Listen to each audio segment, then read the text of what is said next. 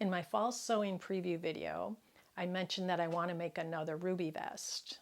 I made Sydney Graham's ruby vest last winter with a navy blue small whale corduroy on one side and a light gray cotton with a floral motif on the inside.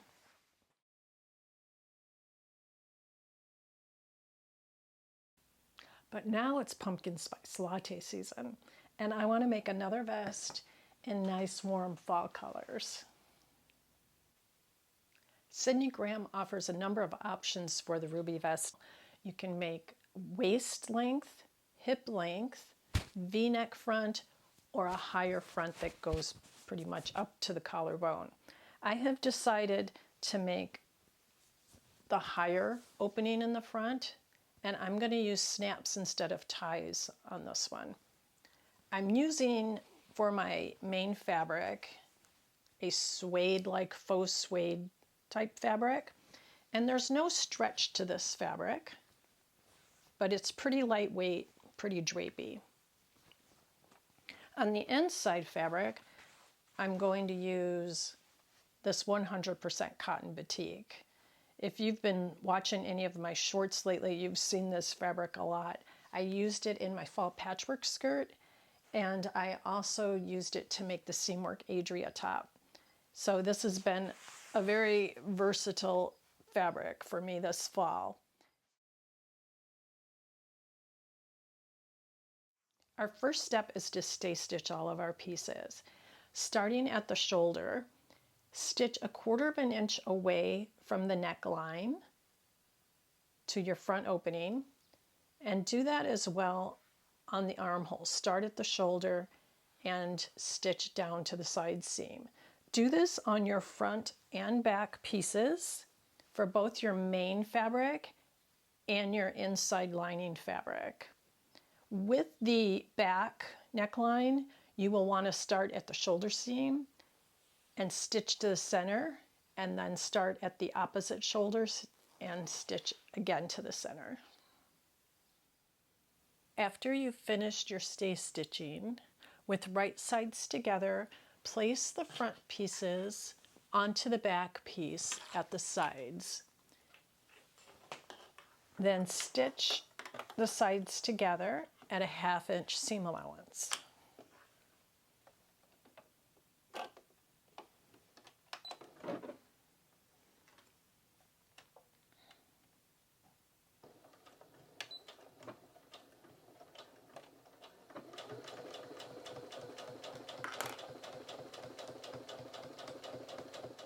The fronts of my vest are now sewn to the back of my vest at the side seams for my main fabric. Now I'm going to repeat those steps with my lining pieces. The sides are now sewn to the backs, and I've pressed my seams. Now I'm going to mark my lines for quilting on the main fabric. I have both a powdered chalk marker and a water-soluble pencil. I think I'm just going to go with the pencil. I'm afraid that the chalk might rub off as I'm working, so I am just going to use the pencil and begin in the middle, start drawing my lines.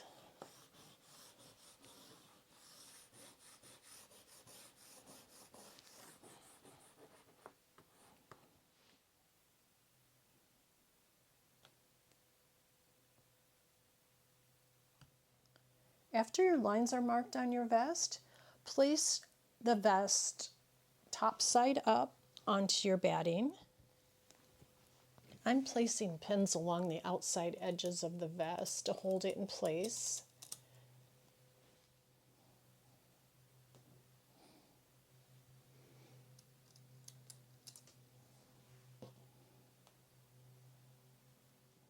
I'm now going to use my rotary cutter along the edge of my vest.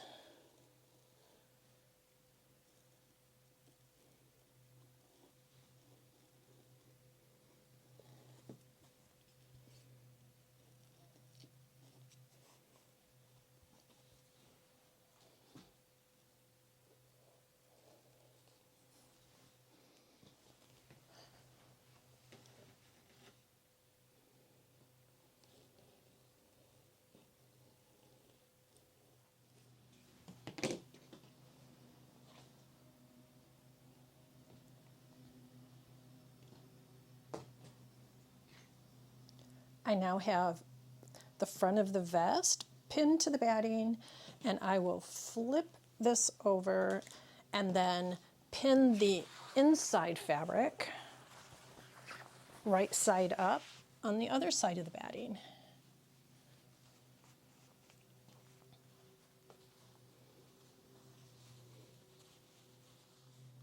I'm just going to put a few pins on this side to hold my lining fabric in place. And then I'm going to flip the vest over and do a lot of pinning on the main side that we're going to be quilting from. I'll then be removing those temporary pins so that I don't run into them while I'm stitching on the machine. On the front side of my vest, I'm now going to begin securing all 3 layers together using quilting pins. I'm going to start in the middle and work my way out, and I'm going to use a lot of pins. The more the better, I think, because things do tend to scoot quite a bit when you're stitching at the machine. I now have all 3 layers well secured, and I've checked the other side to make sure I don't have any pins hiding over there. We're now ready to start quilting. I've changed the stitch length on my machine to 4. I've changed my sewing machine needle to a Singer titanium quilting needle, size 14. I'm going to use this golden yellow thread for my lining side, and I have brown thread in the top for my main side. I'm using a different machine because this sewing machine has a walking foot. I'm going to start quilting from the middle back line and work my way out to the sides.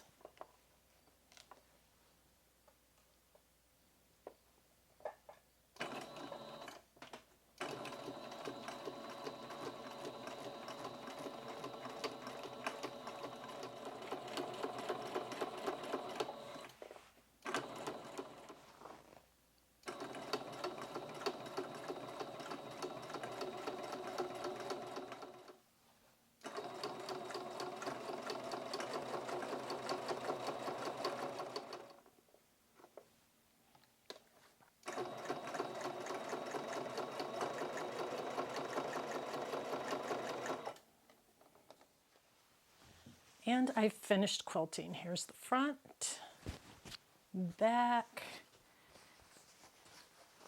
and my lining side.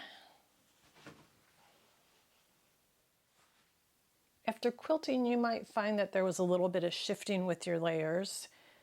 I've taken my scissors and just evened up around the edges on each side. And then just to make sure that I didn't trim off a little too much in one area, I folded my vest in half, lined up my shoulders, the front, the bottom, the armholes, especially the armholes, just to make sure that everything is even. And then I turned it over to the other side and did the same thing. You don't want to have one armhole just slightly bigger than the other, so if you do a little bit of trimming there, just to make sure that both armholes are alike. Now with right sides together, join your vest at the shoulders.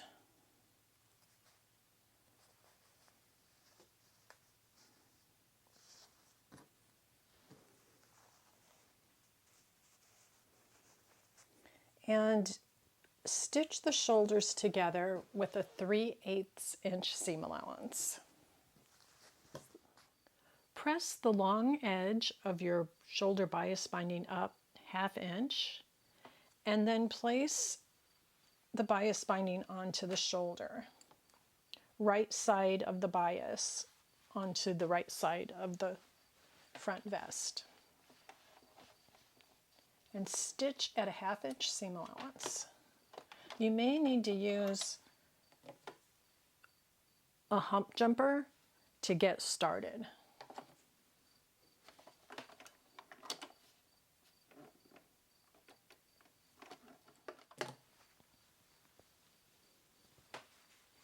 Then grade the seam allowance by trimming the shoulder bias binding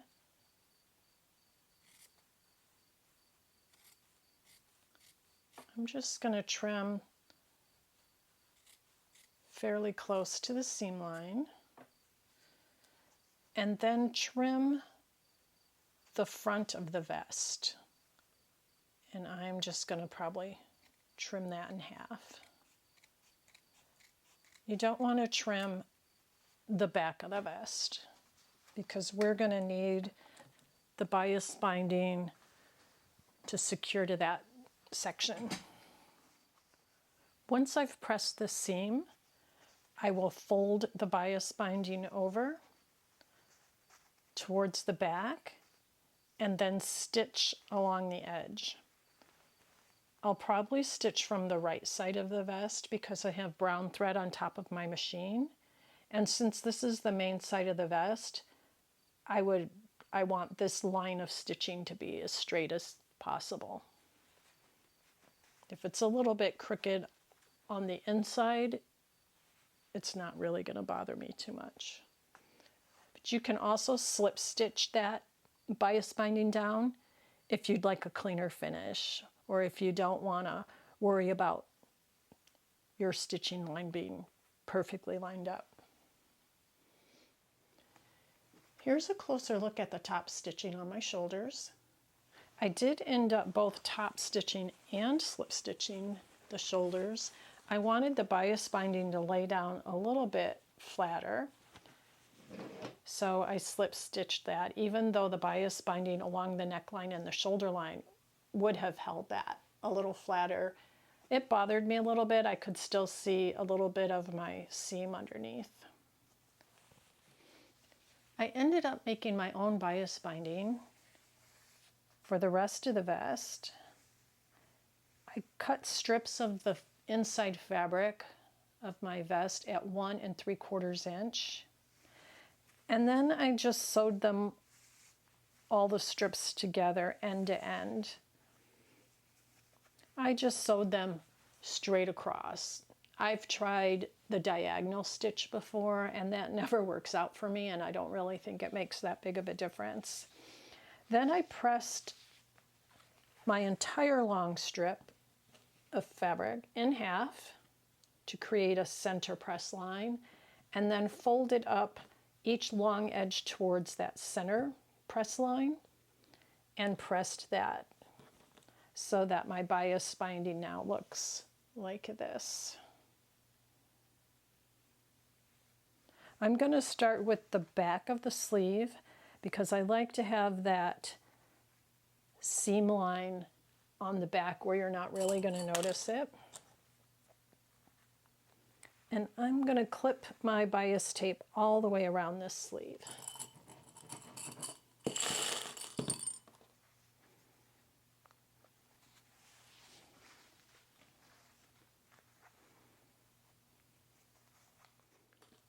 Now that my bias binding is clipped to my armhole, I'll stitch at 3/8 of an inch all the way around.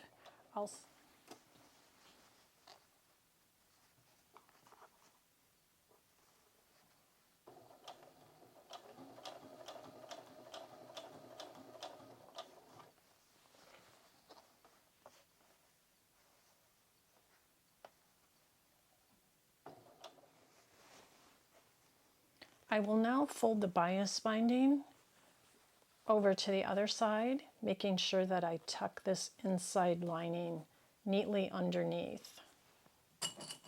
I will just clip that in place.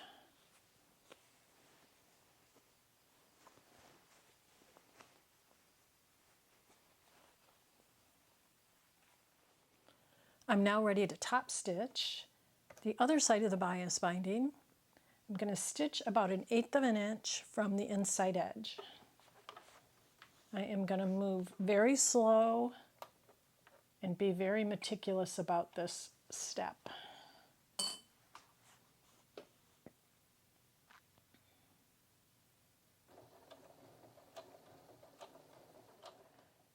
Okay, I'm happy with the way this looks.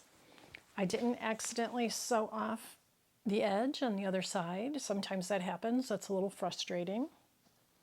I'm now going to work on the bias binding on the other armhole. I'm now clipping my bias binding to the outside edge of the vest.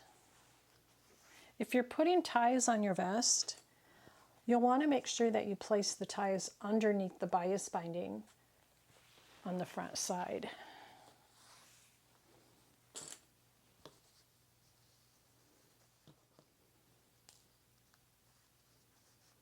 When you get to these corners, these rounded corners of the vest, I think it's easier to place pins instead of clips there.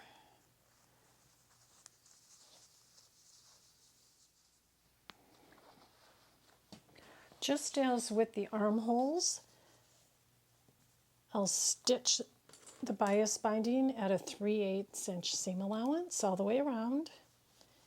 Then I'll turn the bias binding to the other side and top stitch. Okay, here's the part that I am most afraid of. I have never done snaps before. I'm hoping that I have my markings correct. I guess I missed that on the pattern piece, so I had to measure them out myself, kind of guessing where I think it would be a good place to have the snaps. And now I need to punch these holes in my vest, and I am so scared to do this. So let's see how this works. Scary, scary, scary.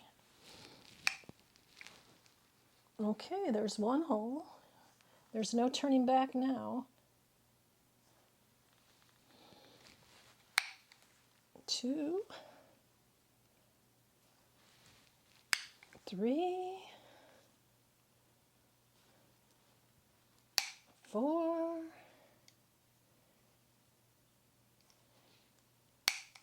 and 5. Shoo. Now to the other side.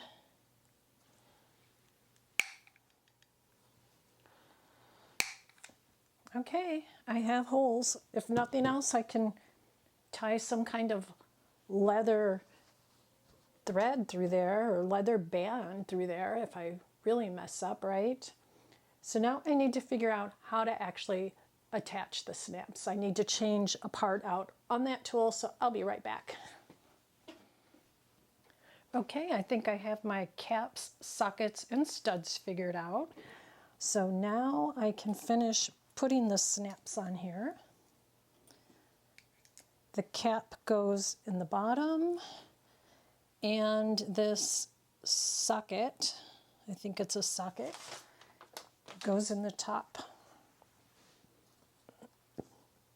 So I will put this little tool in the hole that I made previously. And then this little socket goes on top. And there we go. I just press those two together. So cap in the bottom and socket on top. Then for the other side, since I'm going to have reversible snaps, the cap goes on the bottom and the stud, I think this is called, the stud goes on the top.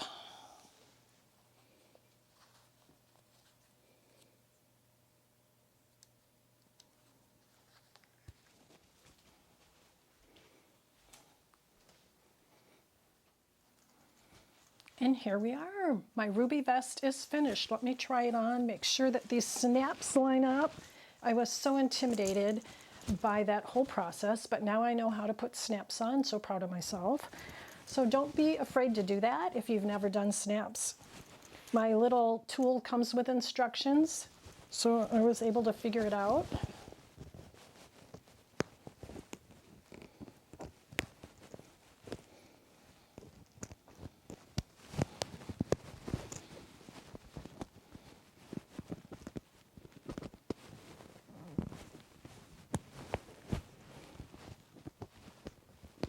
I was afraid I did something wrong there, but they just needed a little bit of pressure to snap. Okay, there it is. Ta-da! Thanks for sewing along with me today. I'd love to hear about your own vest, so feel free to leave comments. I love chatting with you guys, getting to know those of you that are in my little community here.